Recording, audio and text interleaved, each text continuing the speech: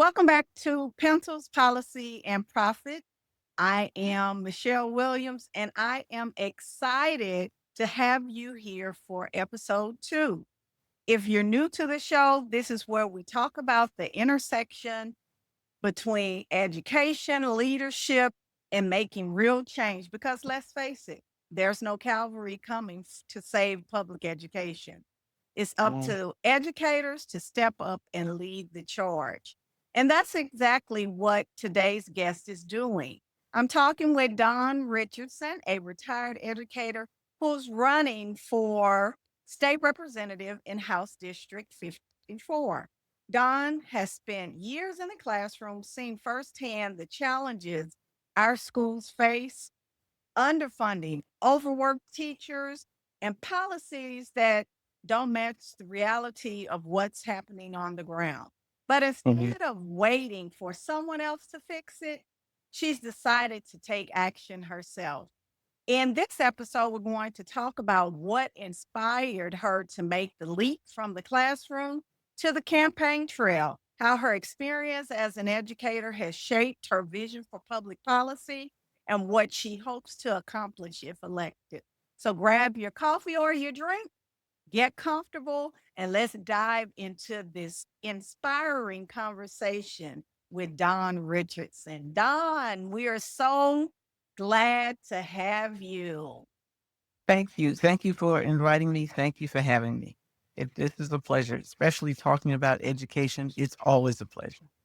Yeah, so tell us a little bit about you and your background. Tell us about your family, and where you're located in. Because when we talk about these districts, people don't know. So when I say District 127, they're like, where's that? And then, we're gerrymandered to death here in Texas. So it's Yes, not ma'am. any map that makes sense.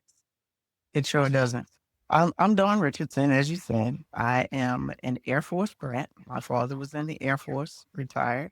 I'm an Army wife. My husband was in the Army and retired. And we retired here in Central Texas, actually Killeen, Texas, where we have raised two daughters, Dana and Micah. They are both products of the public school. One went on scholarship to Baylor, one went on scholarship to St. John's. So I'm very proud of both of them. And I myself, I'm a 39-year retired educator. Half of my time was in the classroom, half was as an administrator. So I've seen it from all directions. And I was blessed to be what they call the student activities coordinator. So I wasn't what they call a discipline AP. I was the fun AP. But I did get to interact with both parents, teachers, admin, and community. I was that person in the building that connected all four. So I definitely have a different perspective and enjoy it. I am originally from New York, but I have been here in Texas for 32 years. Again, lived in 4 different states. So I do have a different perspective of education because I've also taught in all 4 of those states. Oh, And wow. so I've seen the differences between each state and things that I can bring from other states to make this better, and seen other things, here that could make other states better. I think that's part of the problem. We don't have that communication across the board where we all could pool our resources and our thoughts and our ideas and make public education the strong situation that we need for the next generation. Yeah, and when we did Common Core, you had the state of Oh, Texas. Yeah. I okay. mean, it was an effort, but everybody saw it. Texas politicizes everything. They would Exactly. politicize a handkerchief. But anyway, we're here. So let's go ahead and hop into the interview. So, first question: what inspired you to run for state representative, and how has your experience as an educator shaped that decision? Well, first and foremost, my entire career, I have been a member of the NEA, National Education Association, and here locally, the KEA and state TSTA. I have been on the boots on the ground from almost day one, fighting for teachers' rights, fighting for a stronger education through those organizations. So this, for me, probably a logical step, but it wasn't one. And I mean, I thought about politics. I always have. I've been always involved in politics. I've always tried to explain to people what was happening. For example, when I first got here, I could tell that the move was to privatize public education. I've been sounding that alarm since 1993. Okay. Because again, when you've taught in 4 different states and you come to another, you can see the handwriting on the wall, what they're doing. Um, so how I got into this is I retired. I'm a 39-year retired educator, but I still stayed involved with things in our community. And I was part of a group who was looking for folks to run. And they were talking about the qualifications needed. And one of our commissioners, Louis Minor, turned and said, that sounds a lot like Dawn Richardson. She fits all those qualifications. And I thought about it. I said, well, you know what? Let me go talk to my family first. I came home, talked to my family. Husband was like, what did you think Miss Shirley Fleming, who's one of our mayor pro tem, former mayor pro tem, was grooming you for? You know, and then my other daughter, my youngest one, was like, well, it's about time. My oldest one, who's an entertainer, was on a cruise ship at the time. She actually sent me a campaign plan the very next morning. So the family was involved, okay?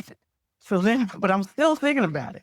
But then I went to my opponent's town hall and I asked the basic question that he could not answer and sidestepped. And at the time it was about vouchers. And he's the author of the voucher bill. Yes. I turned to my friends and said, okay, I'm running. Because that's how important it is to me. That's how important public education and our children are to me. And I want to add to her story because I was not going to run. I was like, I am not doing this because it's Okay. funny how people say, that's great for you to do. When are you going to run? No. And I was like, when are you going to run? And when I talked to Dawn, she was the one that really made the case for me for running for state representative. And that's actually how we met in Austin.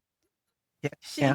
She Yeah. she was the only one. The rest of them, I was like, mm-mm. I hear you all, but I am not doing that. So, um, can you share a moment from your teaching career that solidified your belief in the need for educators to take on leadership roles in government?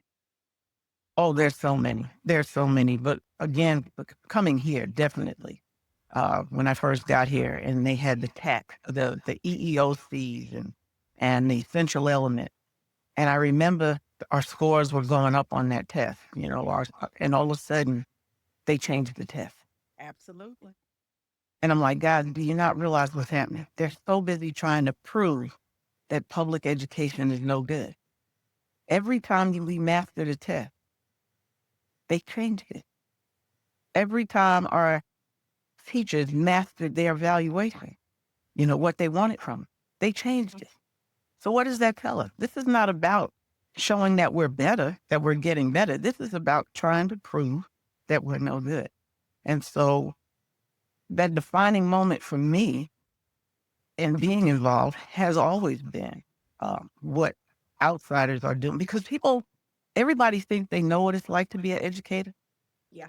But until you come walk a mile in our shoes, you can't get it. I mean, I listen to people all the time and they go, oh, well, you get paid for summers off. I said, no, I get paid for 180 days.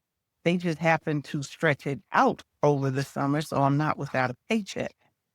And people just really don't know. And so part of that driving force has always been about educating the outside world about all the good things that are going on inside our world that we do on a daily basis that people don't see.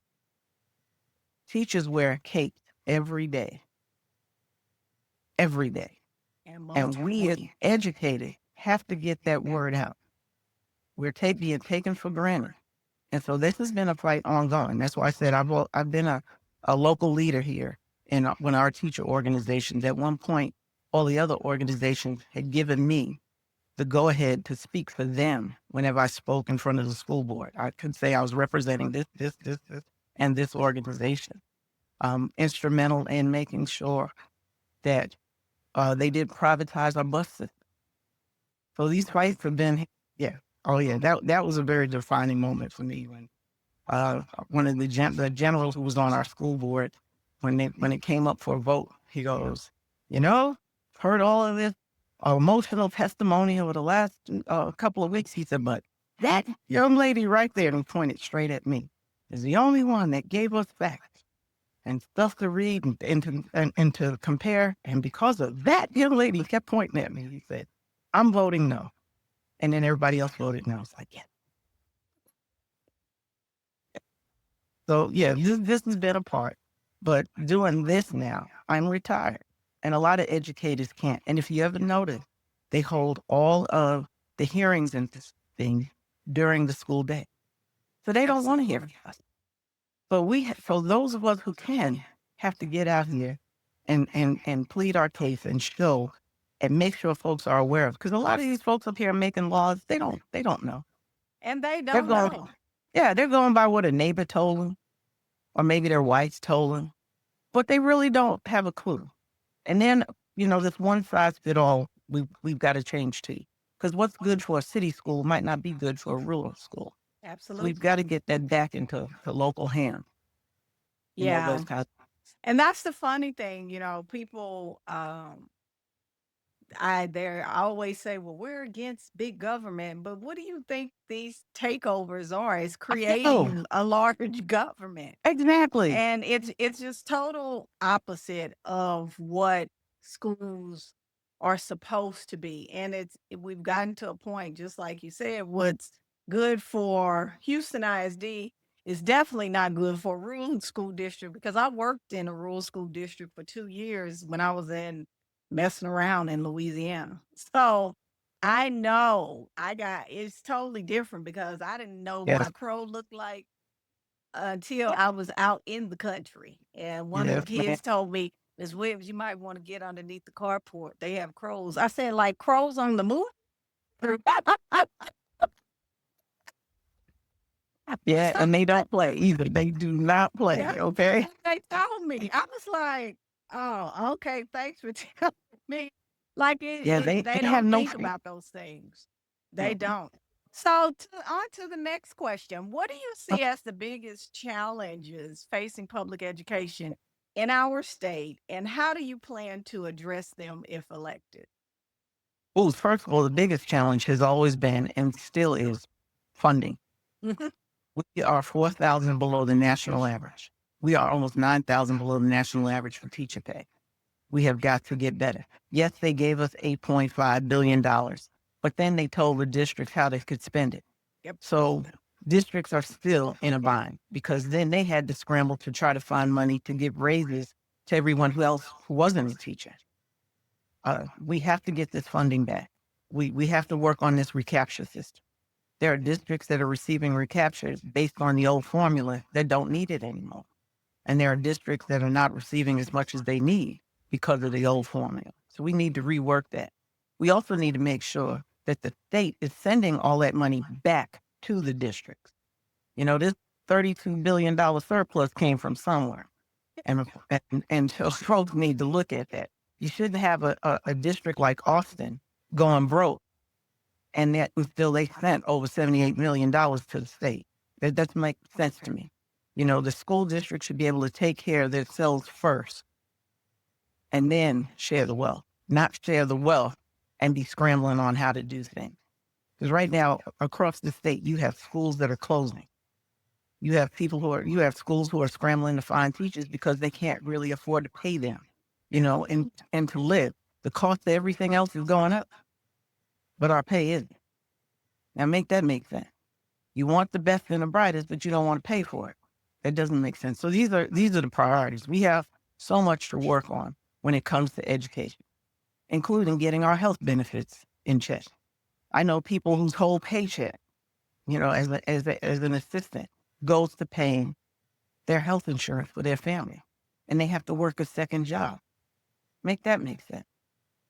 So we have a lot of issues to work on, but my biggest priority is getting the funding back for our public schools.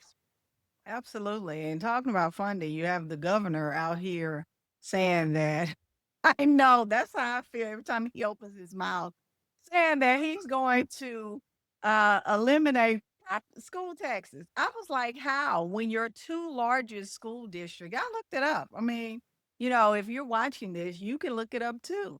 HISD collects $2 billion in property taxes.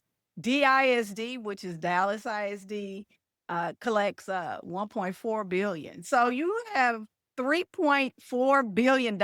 And here's the clicker: people don't understand. The more property taxes that you collect, the less the state gives you.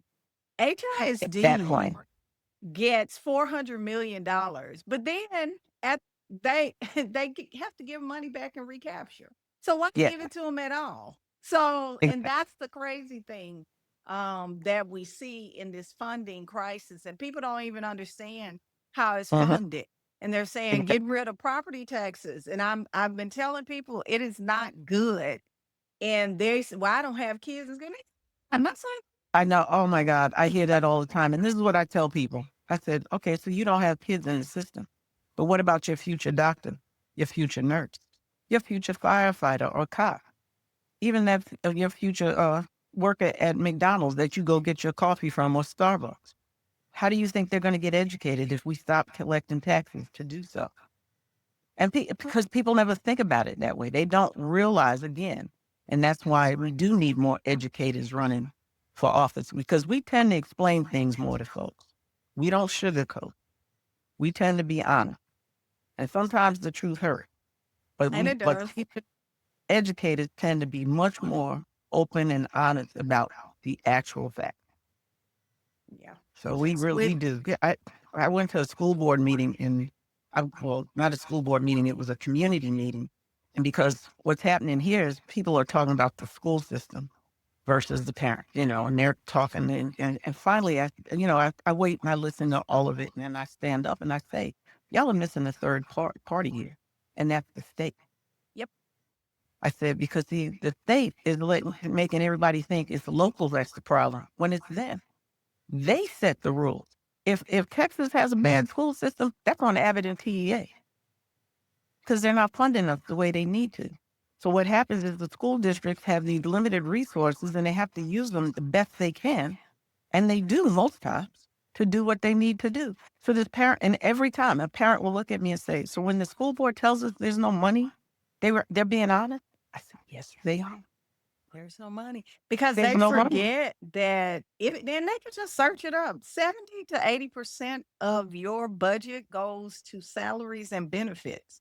Yep. There's not any money for fixing schools or all these other programs. There's not. And the state Yep. hasn't paid its fair share since my ninth year of teaching. And I've been Yes, teaching ma'am. 26 years. And that's when the school districts used to sue the state for lack Mhm. of funding. And we have gotten into this rut with school districts kowtowing to the state. And that's why I implored at a school board meeting in my personal district that Mhm. you all were so quick to come together to stop the STAR test ratings, but take that same energy and pull it together and sue the state and go get your money because they Yes. were trying to Yes. increase our taxes out here. I said, no, no, no, no. I am a teacher. And how are you going to ask your teachers to pay for their own raise? Okay. Go get your money from the state. Yes. And they don't. And it's really sad to where the state has become a bully. Well, it's become a bully, and part of the problem is people don't take the time to research enough. They don't take the time to hold their representatives accountable enough. I tell people right now, yes, I'm running for office, but I expect to see you. I expect to hear from you. I expect you to be just as involved in this as you want me to be involved. Hold me to account. Ask me what I'm doing, what I'm fighting for. I might lose, but at least you know I'm trying. But you don't know that now. Because right now, as you just pointed out with the state, most people don't realize the state used to fund 50% Yep. of the school district's budget. It's down to 38%. So guess where all that money's coming from? The local level. And then you have districts like us who because of the military, we are home of Fort Hood. So it is the first largest employer in our area. But a lot of our families live on post. So the federal government used to give us these funds called impact aid to offset the loss of tax revenue because we're not collecting tax revenues for folks who live on post. Now that's being cut by $10 million. But in 3 years, almost all of it will be gone. So where's that extra revenue coming from? Especially now with the governor talking about cutting property taxes. Again, this is all to weaken the public school system to It get it is. to a point where people will throw up their hands and say, "Go ahead and privatize." Yep. And That's the goal. That is the ultimate goal. and Let's that's starve the system. and that's true. And that the first episode for the podcast was about how does defunding lead to the takeover of school systems? And you said it right there. It weakens to where the school system cannot take care of its needs and to Mhm. do what it needs to do. So I know in Humble ISD, one of the school districts in my area, they are in trouble. They have never been in trouble with the state. They have a failing school. And I One keep question. telling people, failing schools are by design. It is not Yes, the kids are not failing. The state is making it to where these schools are going to fail yes, because yes. there's no way. And I've been teaching since 2002. And my Spring ISD has three failing high schools and four high schools in the district. So 75% of their schools are failing. I said, you can't tell me that that's normal. You can't.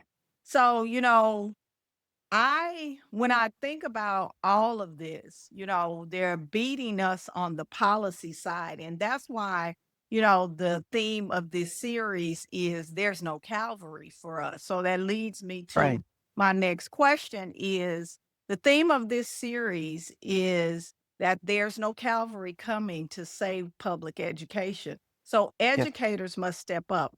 How do you see yourselves embodying that idea? Well, actually, that's a beautiful theme, and I never thought about it that way because that is the purpose of my running. Um, I am running because I am trying to represent educated in our community and in general. I'm doing this. I'm retired. So, and I tell a lot of my retired educators, it's up to us to step up because those who are in the trenches now, they can't. They don't have the time. They don't have the resources. Folks think we are going to get all kinds of money for running. They don't realize that we only get $7,000 a year for being a legislator. This is not like at the federal level. Right. So, this is going to be, for some of us a hardship. Thank God, like I said, I'm retired, so it's not going to be as much as it would be with someone younger. But we have to step up. We have to have our voices heard. I've testified several times before the legislature. I mean, I've fought the fight with TFTA, NEA for the repeal of the WEP and the Mm-hmm. GPO so that we could get, our Social Security. I I can remember that fight from when I first got here. I still have the letter, a copy of the letter I sent to Senator K. Bailey Hutchinson, on this very thing. And just a couple of years ago, again, did that same presentation along with trying to get a $15 raise in for our COLA. So I've been fighting this fight. I'm trying to be part of that boots on the ground to represent us and to make sure that we get what we need for our kids. Our future depends on it, and our teachers are depending on us to They do are. just. Because I'm not even retired. People are asking me, because I know some of y'all already know, I'm on my second termination with HISD. So I just said I never saw me retiring from education. Never. Retirement was never a goal for me. I just Mm. felt like I would teach until I got tired of it. Oh, You know what? Same here. I retired not because of the kid. I loved what I did. I love my kid. I love my kid. I loved my colleague. What I Mhm. didn't like was all the administrative nonsense that Yep. goes on. And our poor teachers have to deal with so much. They throw so much at them. It's even more so now than even when I was there. And I was just left 5 years ago. I cannot believe the thing they want these people to do on the salary that they give them in the economy that we have. That just doesn't make sense to me. And it's ridiculous. It really is. When I was researching, because I like to know what the legislators know, and they don't know that much either. I realized that the state of Texas has our schools identified as political divisions. I said, okay, y'all want to say that we're not our school districts are not real employers. They're basically representatives of the state. Well, here's my thing. If they're representative of the states, why we're not getting the same state benefits? Hello. And if they're not real school districts, they shouldn't be giving us benefits. You all should. So that's something I definitely would like to see because that's Yes. part of this. We're going to save ourselves. If you're saying that no, there's no collective bargaining because of the way that we're set up, well, we're going to say demand that you Yes. give us the same benefits that the governor has. That's what we're Amen. looking for There you go. because we They, shouldn't have the worst health care insurance yep. known to mankind. Our health insurance is horrible. And thank God I'm a healthy person. I've probably gone to the doctor for seasonal things. And that's Right. maybe once or twice a year. But my son had asthma. And fortunately Mm, for me, I have always been able to provide insurance for him. Even when he got out of high school and had his own insurance, I kept a policy on him as well, right. just in case. Because in my mind, I was like, even if he goes to the doctor, it's never going to be enough. Mm-hmm. So having another backup insurance would help if he had like an asthma attack and had to be Right. hospitalized. But Right. it's ridiculous what we're dealing with, and Oh, nobody's really fighting for us. And I hope when I say this, people don't get butthurt by it because when I was at a Democratic club meeting, I told the lady from DC that, they're not doing enough. I said, and then you're not looking at NEA's data. NEA's data says that salaries yeah. isn't the worst issue. It's the Yep. second.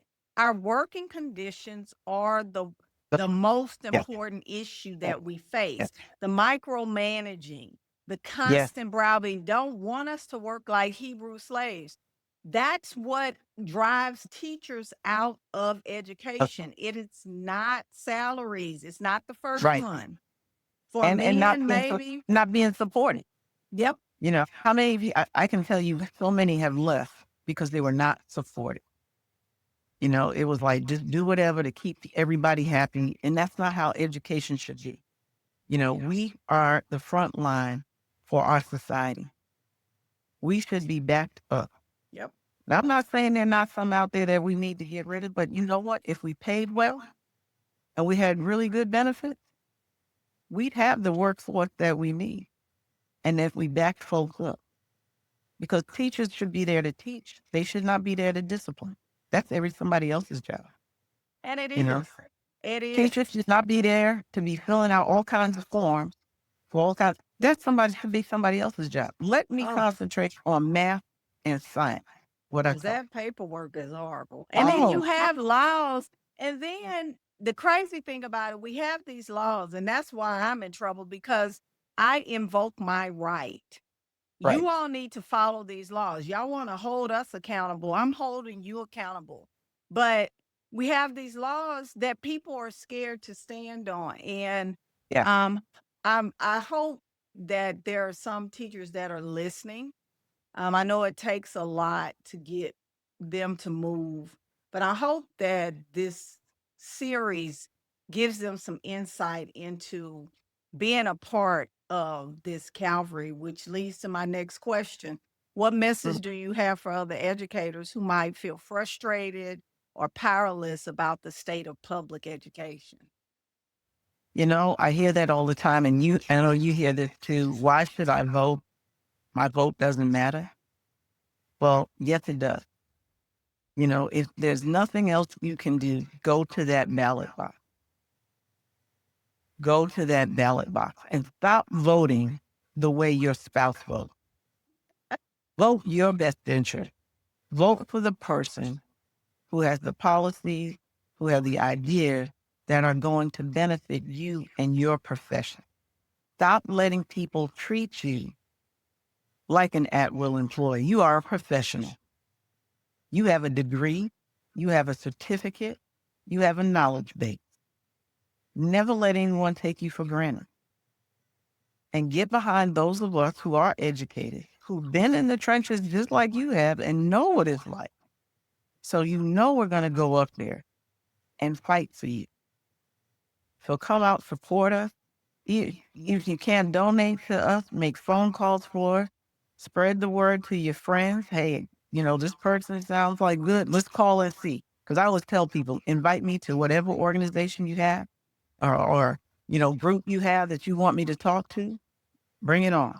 Because people need to know that my heart is truly there for them, that I am going to represent the teachers, my community. Because you were talking about healthcare, for example. Do you know, I found out about the police, for example. They have horrible healthcare too. But Oh, at least when really? we retire, yeah, at least when we retire, we have access to CRS, right? So technically, they don't have that. So they have to rely on whatever health insurance their county or their city has. And it's astronomical. Yeah, these are the things I'm learning as I'm running. So they don't seem to be taking care of any of our public servants is what I'm bringing up. That is, except for the one that's causing Oh, these problems, Lord. don't even start. So, beyond education, what are other issues you are passionate about, and how do you Oh, connect to your vision? How do they connect to your vision for a better future for our state? well, besides education, and again, that is a priority. And I can even tell you that a superintendent in my county, Bell County is one of those heavily gerrymandered counties. We have a district inside of a district, and I'm the outside. So I'm called the donut, and we have the donut hole, right? Oh my So, God. yeah. So I might 75% in my area is also rural. So that's also a challenge. Mhm. It takes me about 5 hours to get all the way around to all of it because I am the outside. And one of those superintendents did write me and asked me to make sure that public education was my priority and funding. And of course that is, but also our right. We have got to fight and restore our right. Yeah. They're trying to get rid of our voting rights. It's like right now, they're trying to get rid of mail-in ballots. I'm like, half of my district is military, and a lot of those people are gone. So are you now saying they can't participate? You know, they forget who uses mail-in ballot. Right. You know, you have your military. You have people like my daughter who's an entertainer, who's out of the country sometimes during voting, you know, or on another part away from her state. And she can tell you, she said she said it's a hassle to do mail-in voting to begin with. She said, because you got to request it. She said, even if they send it to you, you still got to request it with a signature. Then you get it. You got to acknowledge that you got it. Then when you send it back, and all of this has the signature on it. And so if any of those signatures are a little off, they can throw them out. See, people don't realize it's not as easy as it sounds. And so they're taking away those rights, just like with Houston. The man wanted y'all to have one drop box. I thought, you know, I'm like, that might work with a district that has maybe 1,000 people. But you're talking about Houston, and I used to use that as an example. That's over 2 million people. One drop box. Come on, And guys. they still coming. We're You full. see what I mean? And so we got to work on those rights. We got to work on women's rights because Yeah. these women don't understand. They are coming after us. I don't care what color you are. They're coming after us. When you take away a woman's right to her body to make health decisions. And yes, abortion is a health decision. Yes, somebody will say, well, what about, yes, there are elective ones, but you cannot take away the choice from every single woman because of a few over here. That's like taking away driving from people because you got a few who broke the speed limits. Come on, guys. This is common sense. People need that. As that legislator, that senator from Florida had to get special dispensation from the governor to get an abortion that she needed. And she was one of the major proponents of the 6-week abortion ban. Make that make sense. I met another lady who was running for office here in Texas because she had to leave the state to get an abortion. That make it make sense. And it was her health on the line. This is what folks need to understand. So we have to get that back. Because see, they took that away. Women don't realize that we only got the right to own a home on our own, credit cards, checking account in 1974. That's my lifetime. And they're already trying to roll these things back. You got all these men talking about, well, women don't need to work. What do you mean women don't need to work? Have you seen how expensive stuff is out here? And have you Most seen how people. selfish these men are? Woo! I was trying to be good. I was trying to be good. I was saying a little Just for it. saying, as a single woman, I'm not Okay. dependent on not one man, not one, not even And my and son. okay, I'm married and still, I had to work because my husband was military. At one point in time, when he went to Saudi and he came back, that summer, they took away a whole paycheck. Talking about we were giving you something that we weren't supposed to. And I wasn't working at the time. Wow. Okay. So I decided, I said, well, Lord, because I had a 1-year-old. I said, you know what? I can't do this again. I'm going to go get a job, go back to teaching. Because first of all, I was also in Louisiana. So you know how that system works. Okay. So I got the job. And yeah, you second guess yourself a little bit. Maybe I could stay home another year. No, honey, they took another paycheck. I ain't never been at home since. You see what I mean? So, people talk about why women work. There's a lot of reasons we're out here working. There's a lot of reasons. But more importantly, most of it is for survival. And now you want to take that away? You see the man called the president downgraded nursing, teaching, all these degrees, are not professional anymore. Did anybody notice that all of those degrees are mainly held by women? The highest percentage of degrees are by women. Come on now. So there's an attack on us, and these women aren't realizing it. Yeah, until it's too late. And Yeah, I talked to my niece. She just had a baby, and I was concerned about her. She was a high risk pregnancy. I said, "Do you have a plan just in case something happens?" And yep, she was like, "What do you mean?" I was like this state has lost its mind when it comes to these children. And honestly, I don't recommend women to have children that live in the state of Texas. I wouldn't. I wouldn't. I mean, that because isn't it. anything that happens, you're going to be left to die. And that's a unsettling reality, but that's where we are. I Yeah, wouldn't recommend any of them to have kids here because can't guarantee the person that you care about safety. You can have another child, you can't have another wife. exactly. And funny you say that. My husband literally said that to me when I was in labor. He looked at me. He said, "I just want you to know, if something goes wrong and I have a choice," he said, "I'm saving you."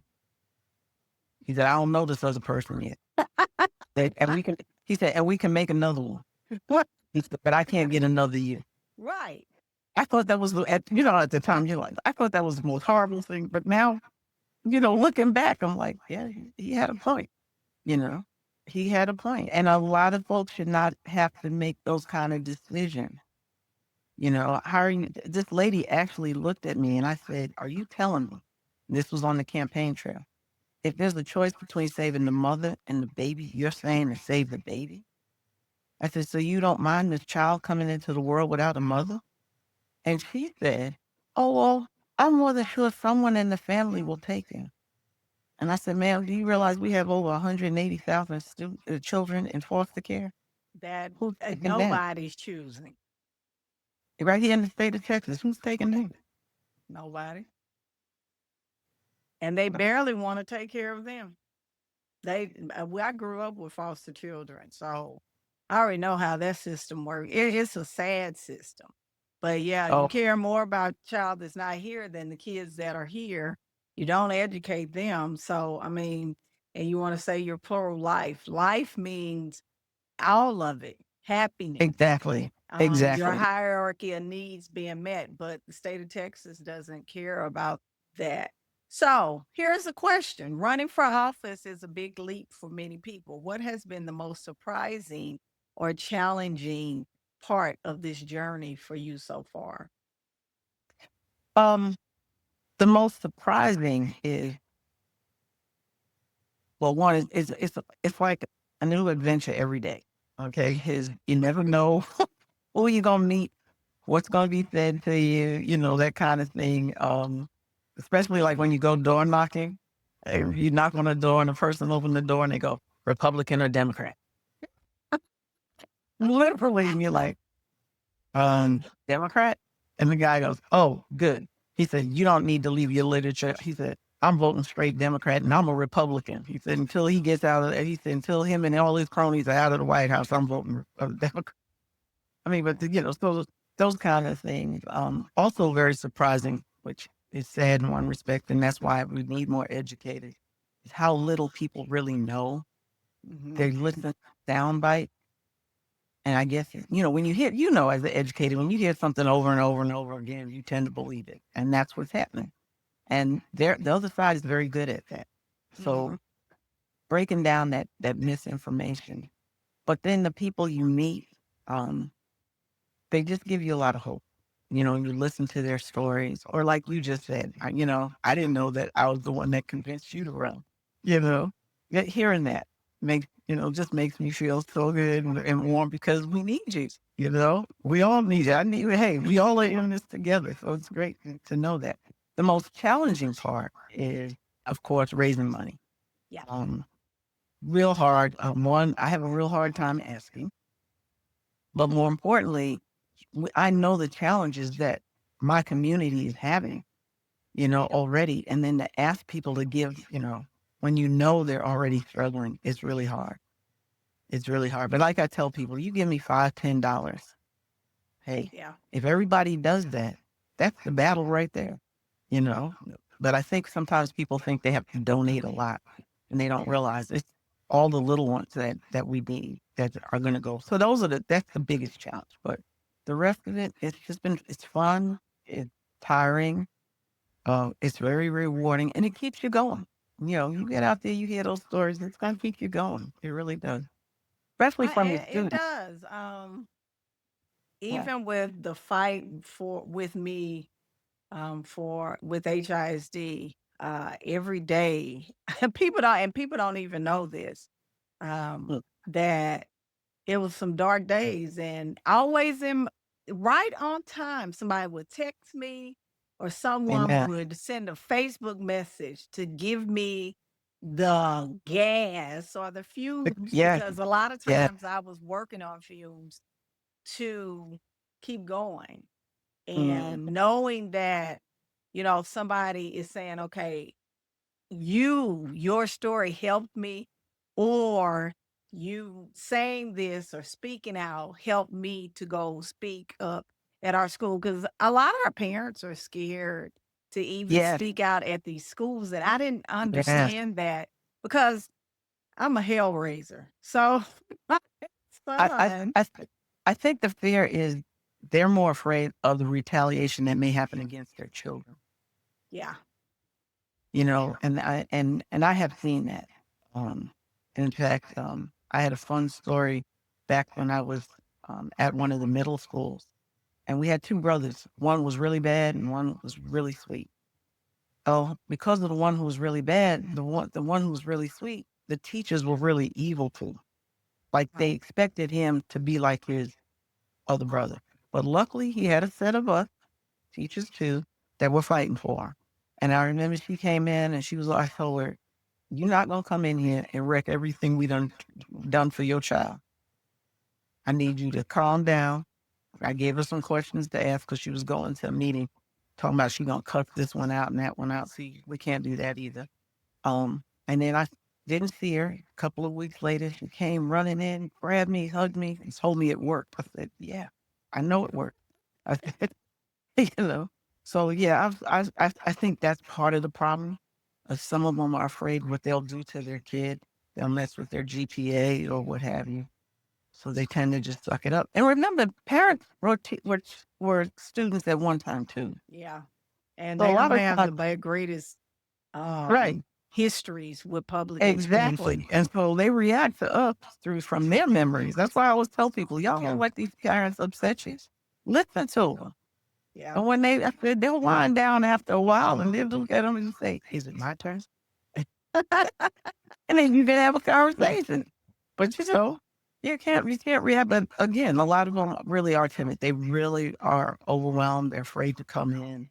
I've coached a lot of them myself. In fact, I still have the couch that a lot of them sat on in my office, and talking to them before they went to talk to teachers, etc. Yeah. Yeah,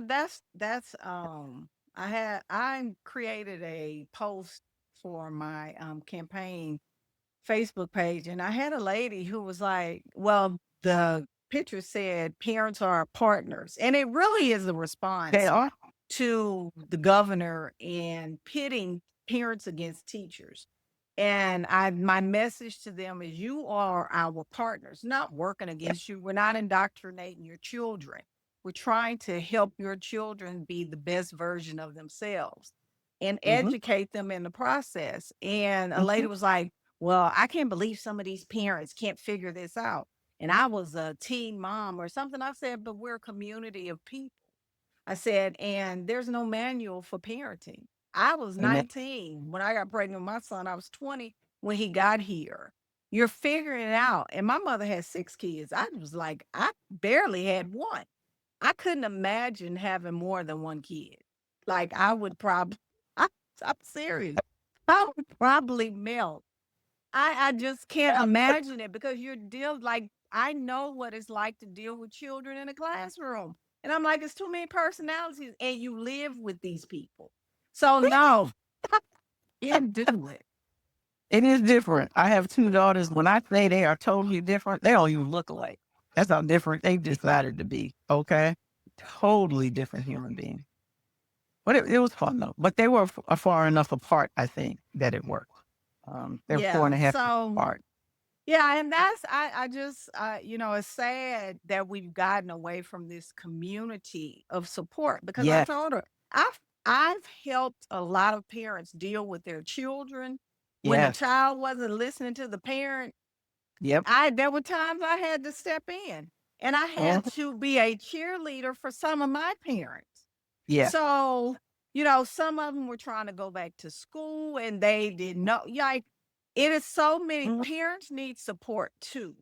Mhm. And that's what I don't think we really understand this whole teaching thing and what it means because Like, there's when they said it takes a village to raise a child, that is the most true statement yeah. because it takes everybody to help raise a child because children are different.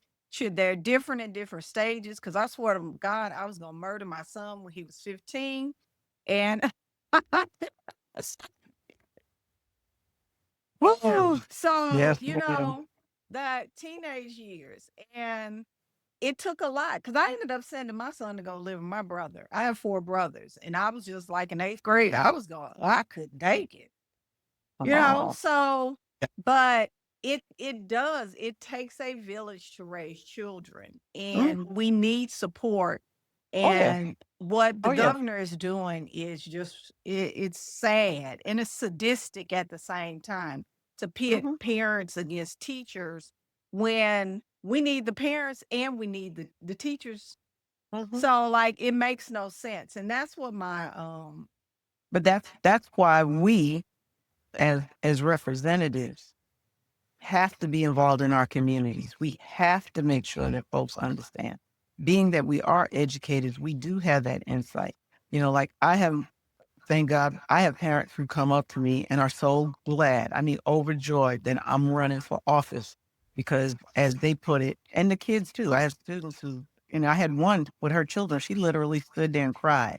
She said, "You took such good care of us." She said, "You fought so hard for us. I know you're going to do that at the state level, and I'm just praying that you win." And my parents too. I still have parents who call me.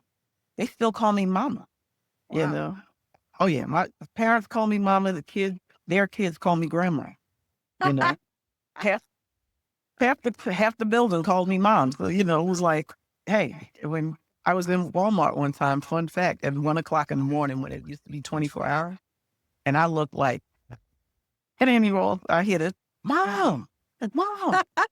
And I'm not paying it any attention. So I hear, Dad, I got time.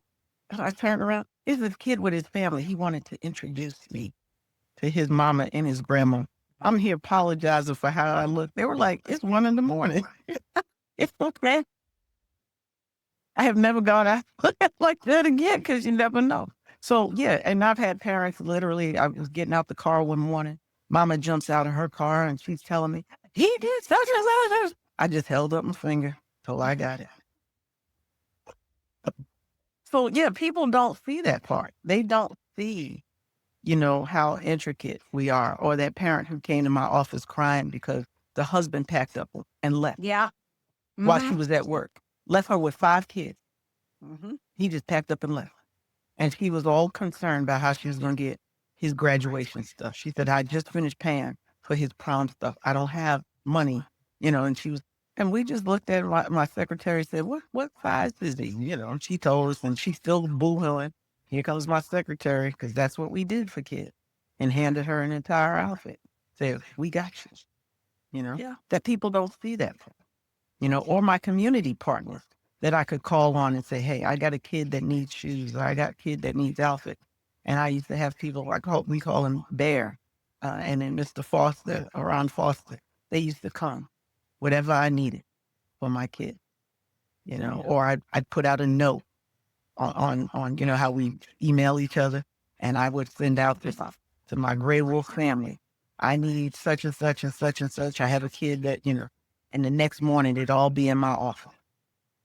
People don't see that, this is what they don't see that we do, and then to allow him to denigrate us and say we're this, that, or the other. And like you just said, pit parent against us. Yeah. That's not only insulting, that's just downright. Okay, I'm gonna be nice. We on tape. I'm gonna be nice. Wow. As we close out this episode, if you could say one thing to voters about why it's important to have educators in office, what would it be? Oh, the most important thing I can think of is many of our policies and laws are being written for education by folks who have no clue what goes on in a building.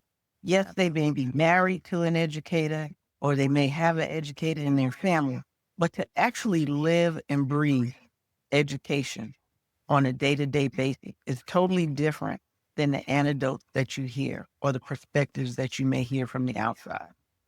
I need folks to vote for educators because we are the ones who are going to be helping to create policies that are going to shape our future. We have to make sure that our future for our children are intact. And the one way to do that is to get people in office who knows just how important that job is, who knows the ins and outs of that job, and has that understanding of what goes on in that field. And we only have, 3 at the state level now? We need a whole lot more because they're so important that we get control of our educational system again, because it's really not under our control right now. And It, when Abbott tells you how bad it is, folks need to remember that Abbott is the governor and he is in control. He picks who's over TEA. He helps set those policies. He can veto a bill or he can get a bill passed. After all, he was the one that forced the voucher bill. and he did. Okay, he got rid He of did. he got rid of the original, the other chairman, to put this man in to get that voucher bill. So when y'all want to complain about education, you got to look at the top. And right now, that's Governor Abbott. And we need your support that we can go in there, because we are not going to kowtow to Governor Abbott. You can take that to the bank. Oh, well, since we're talking to the voters, tell the voters how they can support your campaign, where they can find you at, and anything else you want to tell everyone. First of all, I want to say it is a privilege and an honor to run and to be able to represent you.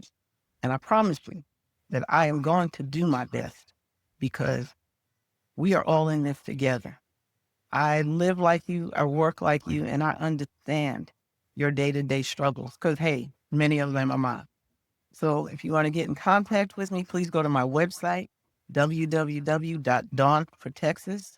That's Texas.org. You can also go to my Facebook page, Dawn Richardson for House District 54. Uh, my phone numbers are there. I have no problems with people calling me, asking me questions. Trust me, people do it all the time because they need help. And also, you please donate. I do have an Act Blue. The link is on my website and also on my Facebook. We need $5, $10, whatever you can. But we need to show Abbott that y'all are serious about the representation that you want. And that is one way to do it. If you notice, you hear everybody asking for money. There's a reason. Because we need to be able to pay people. We need to be able to buy signs. We need to be able to even go places where we can represent you or to hear from you. So all of those things, we don't get paid to do this. So we need all your help to get there. Because again, each and every one of us truly wants to represent you. Yes. At minimum, think of it this way. It costs the amount of a house to run a campaign. And we're saying the Yes, lower end. At yes, minimum, we'll say $150,000 to run a decent campaign. And what I tell educators is give a reoccurring donation of $5 and $10. And yes, there are over 400,000 educators in the state of Texas. And just think, if we had 500 educators that gave a reoccurring donation of $5 or $10, we could run, or Dawn could run a campaign that could get her to um, Austin. And her campaign is important because she's running against Mr. Voucher himself, Brad Buckley. Yes, him. That's yes, his name, Mr. Voucher. yes. As So we need her who to has been who has been proudly endorsed by Trump and Ted Cruz. the two deplorables. I'm gonna say that nicely. So donate to Dawn's campaign. I'm going to put her link to her page and her donation page, so that you all can send donations to her, because we need educators to run for office and to win these offices. This is going to be an election like no other. Yes, We have Democrats running in every office or district on the ballot for 2026. So we need your support. If you can't mhm, give, volunteer time.